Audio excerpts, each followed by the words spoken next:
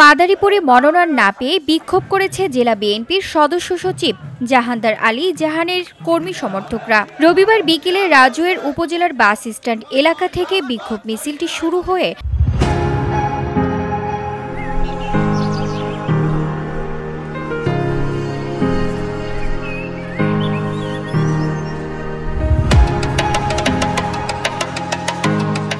রাজৌয়ের বড় ব্রিজের ওপর গিয়ে শেষ হয়। সেখানে ঢাকা বরিশাল মহাসড়ক অবরোধ করে স্লোগান দিতে থাকেন তার সমর্থকরা।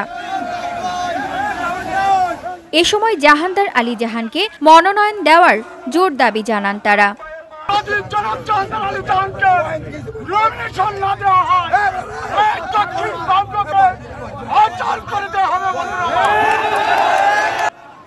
মনোনয়ন না দেওয়া হলে কঠোর কর্মসূচির হুঁশিয়ারিও দেন স্থানীয় বিএনপির নেতাকর্মীরা।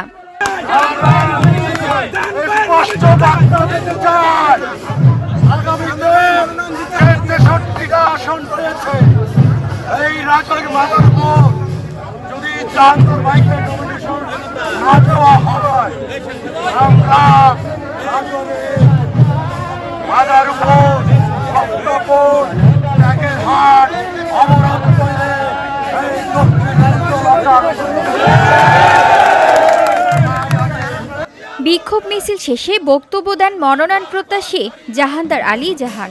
দীর্ঘ ১৭ বছর জেল জুলুম ও নির্যাতনের কথা তুলে ধরে মনোনয়ন পুনর্বিবেচনার দাবিও জানান এই বিএনপির নেতা।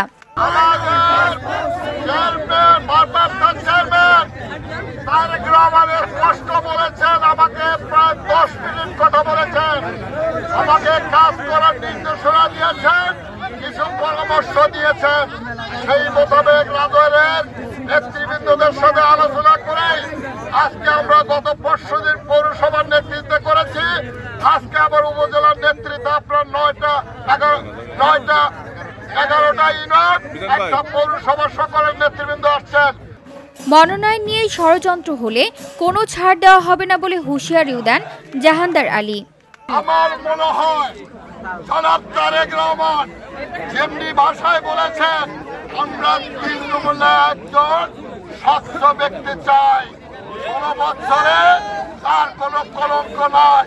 16 বছরে কয়বার জেলে গিয়েছে, আজকে 15 বার কারাগার পালন করেছে।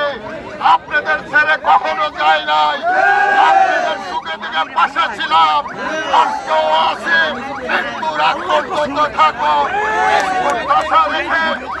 বিক্ষোভ মিছিলে অংশ নেন জেলা বিএনপি, ছাত্রদল, যুবদল ও স্বেচ্ছাসেবক দল সহ অঙ্গ ও সহযোগী সংগঠনের নেতাকর্মীরা।